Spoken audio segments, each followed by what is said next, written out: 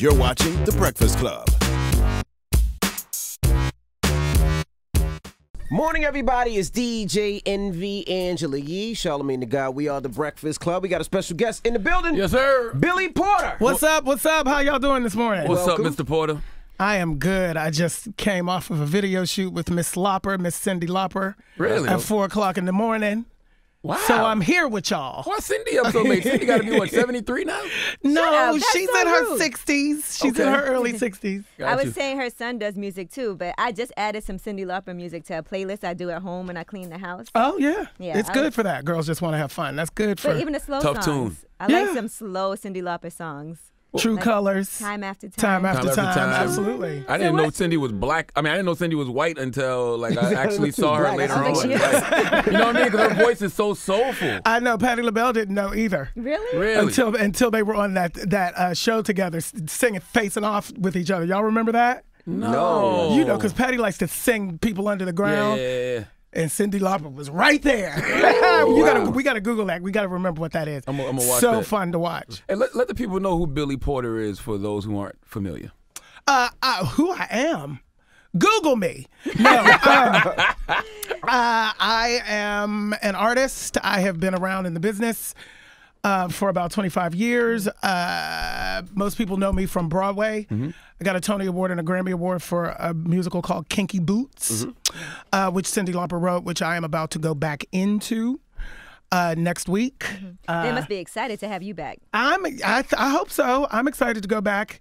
You know, it's a story about acceptance. It's a story about love and acceptance, and I'm really excited to be doing it in this climate. You play Lola. I play Lola, a black drag queen, a black British drag queen, who sort of steps in and saves a shoe factory that's going under, and they start making high-heeled shoes kinky boots for men to wear.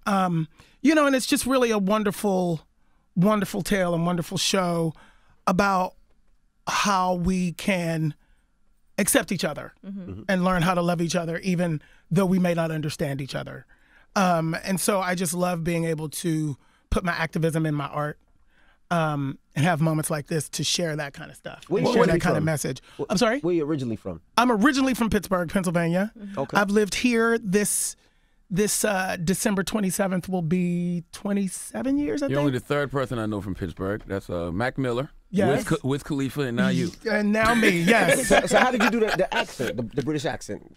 How did I do it? Yeah, Acting. did you I train went to Carnegie Mellon University in drama Okay. back in the 80s and early 90s, and I learned there's a class called dialects class, and you learn how to speak in different dialects just for these moments. Like, in Idris, life. like when you hear Idris Elba, and when he's acting, and then you hear him talk like in a regular interview, Right. and you're like, damn, I He's didn't know. actually British. Right. He sort of speaks with a lilt. So Kinky Boots, your character, and the whole summary of that play is Yeah. actually really necessary. It's always been necessary, but I think now, in particular, with Donald Trump, with Yeah. all of this hate Yeah. that people are spewing and Yeah. coming together and having these Ku Klux Klan rallies and white supremacists. Marching maskless in the streets, honey. Why Unbelievable. Hide? Why hide when the leader of the free world is empowering you? Absolutely. And, you know, I've been on the road with my new album, which is Billy Porter Presents the Soul of Richard Rogers, over this summer. And it was interesting because, you know, I went into these places to talk about it. You know, Richard Rogers, Rodgers and Hammerstein, you know, The Sound of Music, The King and I, Carousel, all these musicals, when you go back to them, the root of them were social consciousness Right. and social change. So you have songs like Carefully Taught, You've Got to Be Carefully Taught to Hate and Fear, that I do on the album with India Arie. And I'm going to wash that man right out of my hair. And it's directly I'm going to wash that man right out of my hair. And I do it with Todrick Hall, who is a YouTube sensation. And it's directly, you know, about Trump. And, you know, it's interesting to watch and to hear and to see people in the audience when you're doing it. You know, I got some pushback. You're aware of You that? know, like, I got some you're aware pushback. of the audience when you're performing? Oh, yeah. I got some pushback, too. And it was really interesting because it's like, oh, right, we're in this place where people think that it's all right to hate. It's all right to actually say it out loud again. And I stand on the stage and tell them no. And I call Donald Trump a MFer from the stage. Damn right. And I don't care. Damn right. You know, and I was in Pittsburgh and they tried to drag my name through the mud after my concert because I used profanity. Oh, because they said there were kids in the audience. Yeah, because they said there were kids in the audience. First of all, leave your kids at home. I'm a grown-ass man. Plus, those kids and that's have the heard kind worse. of show. And they've heard worse in the sandbox and they learned it from their parents. But I digress. They're hearing worse from the White House. Right. But I digress. You know, but it was interesting because it has never it's ignited, not, I mean, it's always been ignited, but it's actually made my activism side even stronger and even more impassioned. Right. And it takes people like us, all of us in this room, everybody who we know and love, to come together so that we can resist this. You know, all of us have to come together to do that. You know, I'm hoping that, you know, we as a community, you know, I've taken a lot of hits from my black church brothers and sisters for being gay and being out. Hopefully you can put that hate aside for a second so we can fight this other one. You know, that's against all of us. There's been a lot of homophobia that I have dealt with from our own community. I don't want to do that anymore. I want us to come together. Right. I mean, I think we all got to realize that prejudice is whack, period. Like, Period. regardless. Period, Like, it don't the matter end. what you're being prejudiced about. Prejudice is whack. Absolutely. I'm kind of curious to how you came out, because you said you were born in the what, 70s? 60s? 69. 69. And I know back then, I mean, I could imagine being gay was probably one of the most difficult things because parents didn't accept it. Yeah. Now it's more acceptable. So how did you come out and how did your parents accept it? You know, it was difficult for me. Especially black families. Yeah, it was difficult for me. I you know, my mother and my relationship was strained for a long time. I grew up in the Pentecostal church. She has since come around, but that was 17 years Right. of a strained relationship. Wow, that's a long time. You know, it's a long time. But you she know, has to be so proud of you, too, absolutely, at the same time. absolutely, and it's a totally different thing now. And I think when we know better, we do better. You know, the church. You know, I had to extract myself from it because I imagine knew. you probably grew up in the church. Yeah, I grew up in the church. You know, I had a record deal back in the 90s. There's so many hypocrites in Oh, my church. God. They contradict themselves when it comes to that Bible so damn much. Please.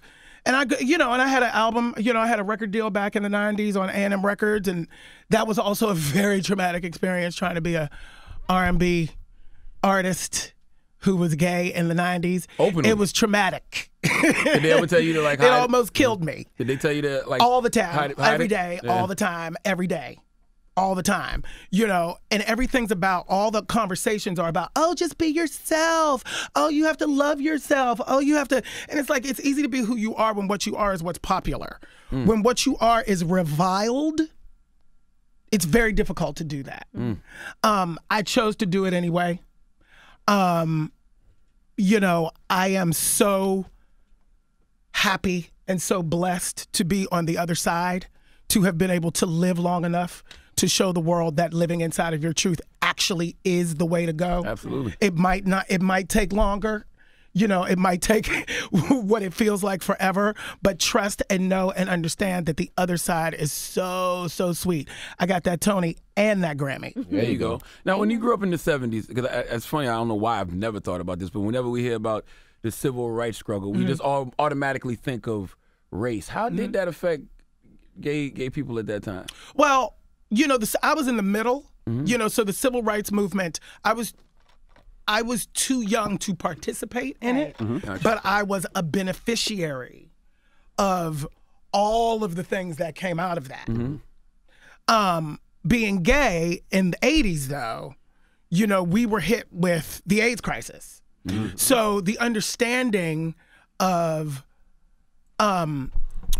learning how to fight for something that you know is right, how to show up for yourself and for others when the world is telling you that you're insignificant, is something that I learned then.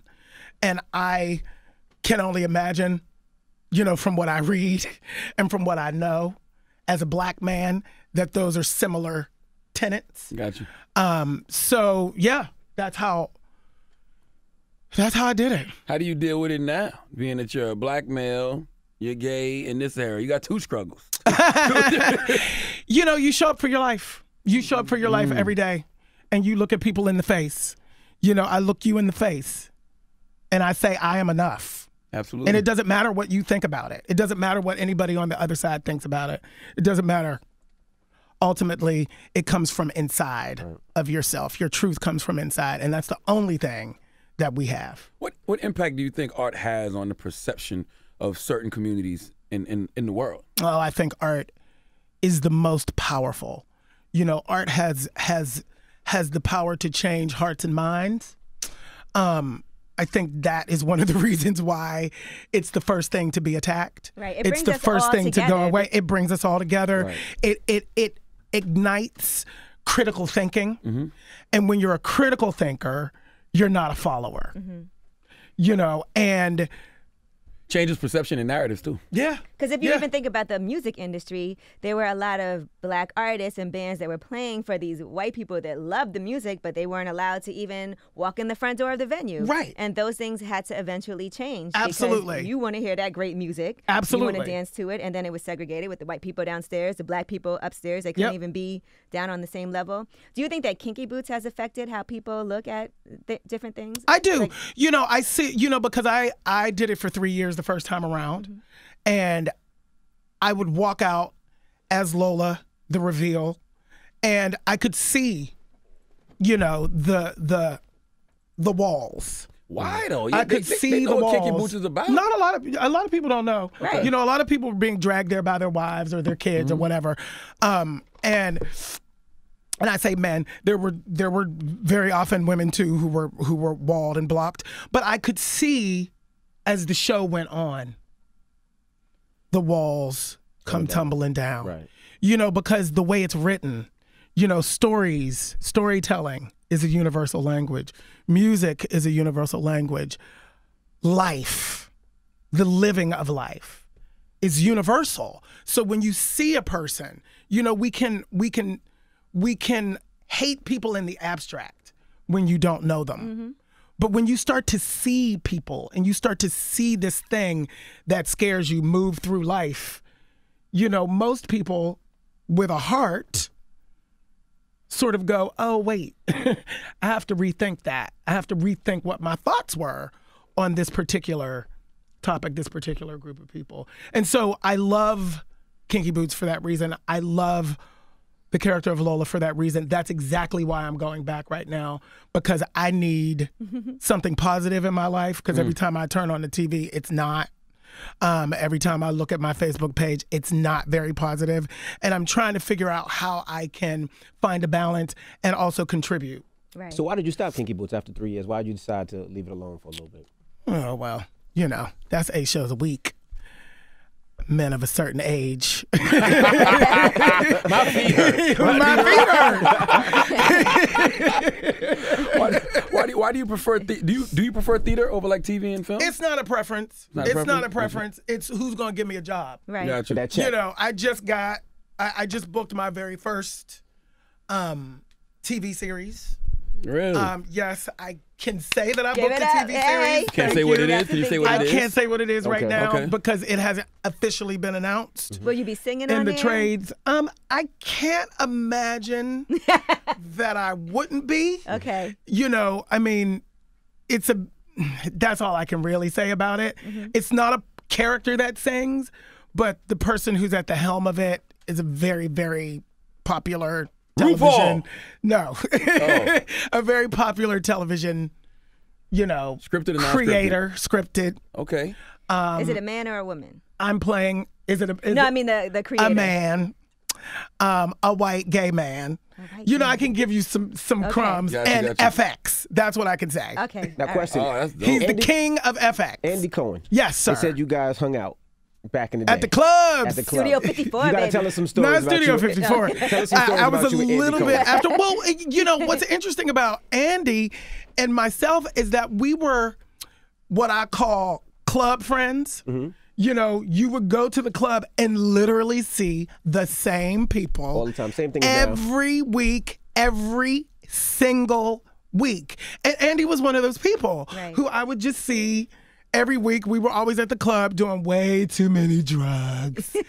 And a lot of cocaine in that era. Oh, then ecstasy and, all the fun stuff that you do as the gay designer drugs of the 90s. And so I knew him then, and so then when he started, the name started coming up on Bravo and all that, I was like, is that the same? Because he wasn't coke with? Right, exactly. Do Lions win in the bathroom with a Roxy? Salute to Andy. It was just so great. It's just so great to see that cocaine didn't kill him. It didn't kill all of us. But to see how well everybody grew up. Right.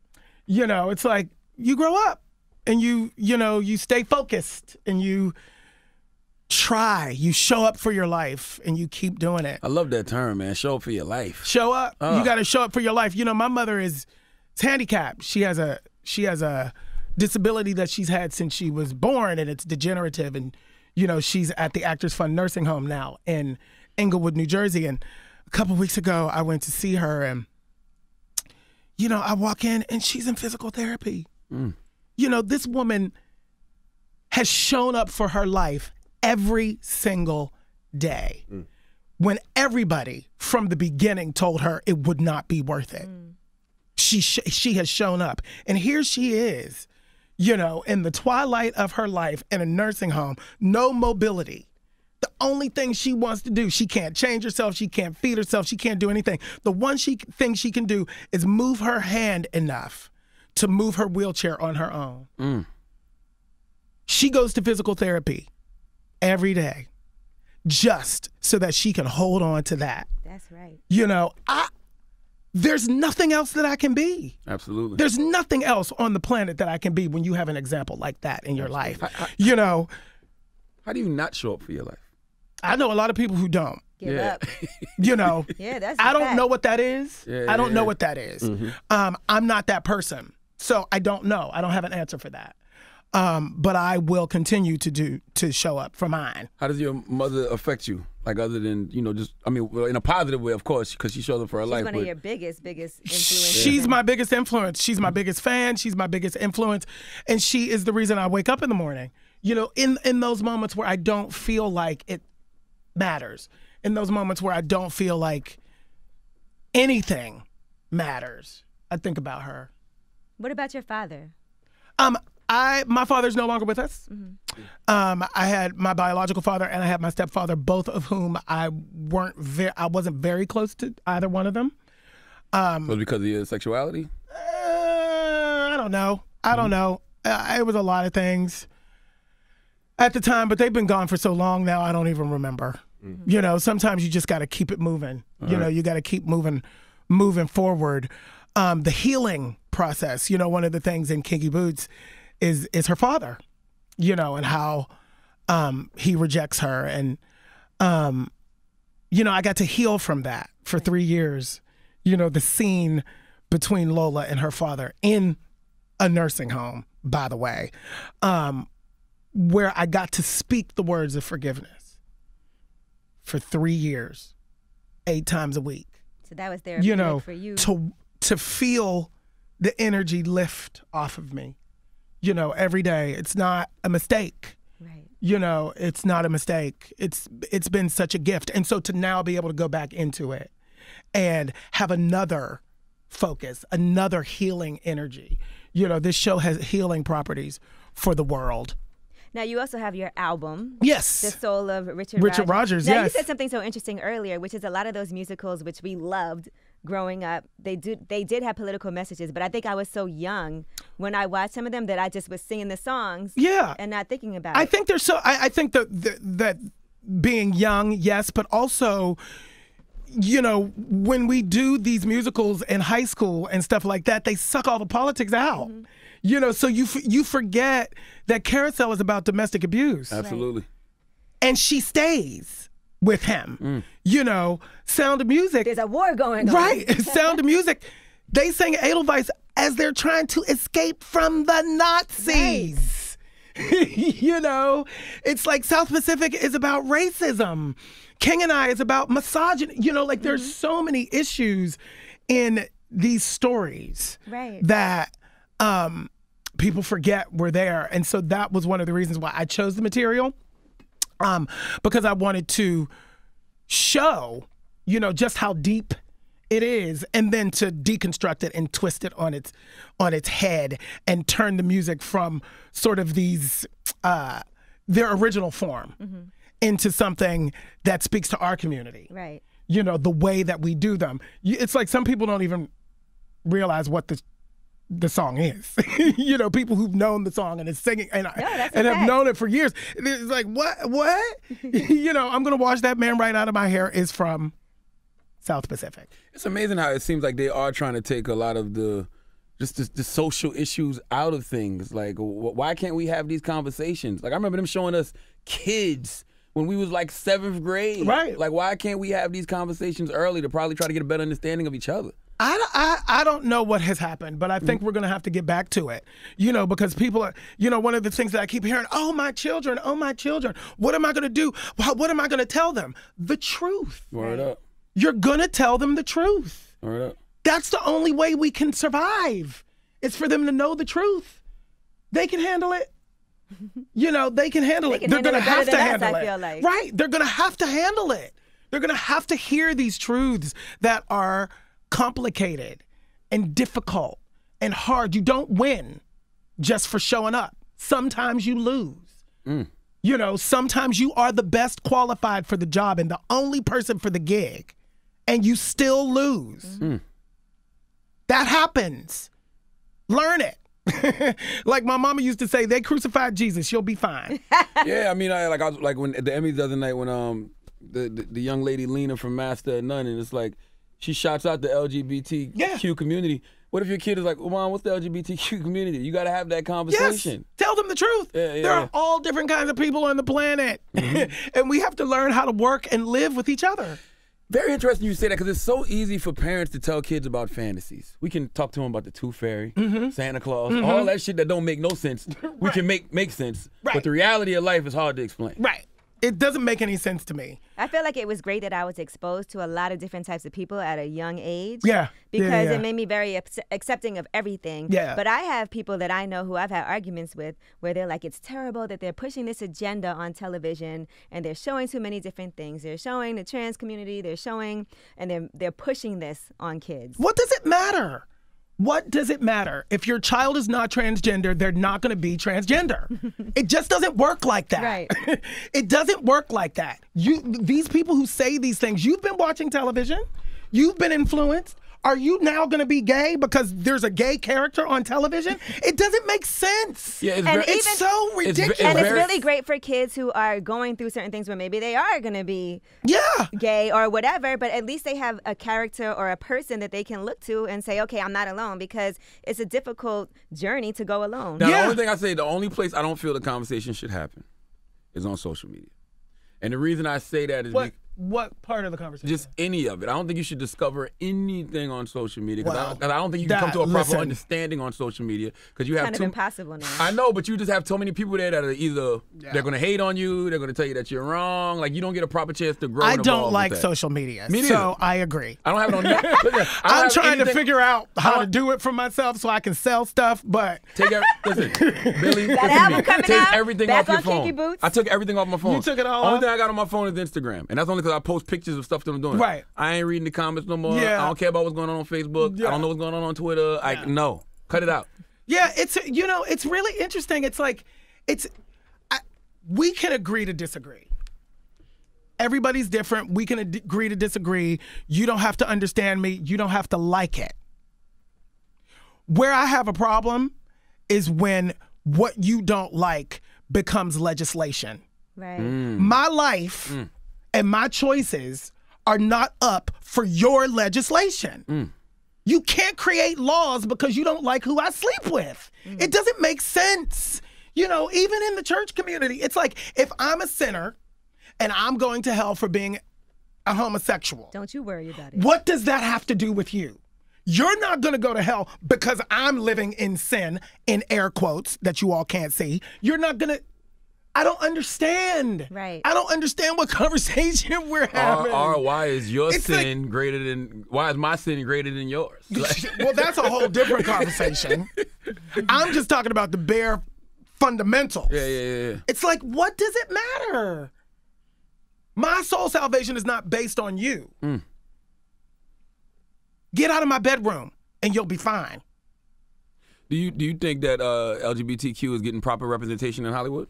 Or just not even this LGBTQ, just diverse groups of people, period? I think, here's what I will say for real, as a person who came into this business in the 80s, it has changed.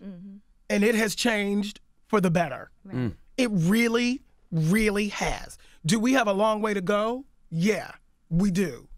But progress. There has been progress. I have a job. I have many jobs. I didn't work for 13 years in this business. I'm talented. You know what I mean? It's like I work hard. There was never a reason why I should not have been working. Should have had to file for bankruptcy. You know, like I went through a large period of time, long period of time, where I just couldn't get arrested. You know, crazy. What kind of roles did you go out for? Anything that they would put me up for. But there wasn't, you know, the unfortunate part in this business is that it's a double standard. You know, if you're a straight actor and everybody knows that you're straight, and you dare to grace us with your straight presence by playing a gay role, you win Oscars. Yes, you get an Oscar and you're honored for it. But you're not brave for being a gay man who But plays if you're straight. a gay man who's playing a gay character, oh, that's just what y'all do. Typecasted. You know, it's like, or if you're trying to get a straight role, never. Nobody could ever believe that. You know, it's like when we first started Kinky Boots. You know, the first press, we were out of town in Chicago, the first press, for the first like 10, 12 interviews. So how long have you been a drag queen? You're like, it's a character. I said, did you ask Dustin Hoffman that? When he played Tootsie? You know, did you ask Mrs. Doubtfire, Robin Wesley Williams Snipes? that? You know, did God you bless ask the day. why are you doing that? Stop it. Stop it. You know, it's all make-believe. Everything we do is make-believe. So you're directing now also. I'm also directing, yep. I direct theater right now. I'm trying to move into film and television as well. Okay. But I've been directing a lot. I've been writing a lot as well. I'm writing a musical, a gospel musical with Kurt Carr. Awesome. And I'm also writing another musical about the Black experience that I can't really talk about because it hasn't been announced. But it's going to be a really big deal. Oh, that's exciting. Yes. Yeah, very exciting. So, and you know what else is great in this day and age is that there's so many different outlets. Yeah. For your art. That's the one good thing about the internet, I will say. You know, the do-it-yourself part of the internet that has cracked open ways for especially creative people to communicate directly with their audiences. I'm re-releasing my first album, Billy Porter Untitled, that was on A&M Records on my birthday this Thursday, September 21st. Oh, online? Online. Okay. For a free download. You know, because everybody's asking me about it. It's out of print. The two companies that, you know, produced it are out of business. Oh, so you don't even have to worry about no type of... Well, nobody can find it. Nobody, you know, it's in legal limbo. But nobody knows where it is. So I'm sure people will figure it out when I download it, when I release it. But it's Billy Porter Untitled, and it's going to be released on Thursday, my birthday. So, yeah. I mean, listen, I love social media. I just feel for me, I feel like it was making me less creative. Yeah. Because I feel like when you constantly reading the thoughts of other people, like you overthink things, or you think about things too much instead of just doing. Like, I'm a free person. I just like to do. I don't want to think about what this person's going to think about it or what the backlash is going to be. F all that. Absolutely. Absolutely. You got to show up and practice your art no matter who's watching, listening, or what they have to say. Yes. You know, yeah. All right. Well, Kinky Boots is Billy Porter. back now? Yeah, I go back next Tuesday, a week from today. We got to go. Wow. Y'all got to come. I would love to see it. I like Broadway plays, man. Yes, please. Black people, please come and see me. You know, black folks don't like to come out unless there's a black person in it. Well, you're a black person in I'm a black person in Kinky Boots. Please come and see Kinky Boots. Where else can they find Billy Porter at? The Billy Porter, THEE Billy Porter on all platforms. Please come talk to me. The album check Billy out my Porter stuff. Presents The Soul of The Richard Soul Rogers. of Richard Rogers. You can get that on all the platforms.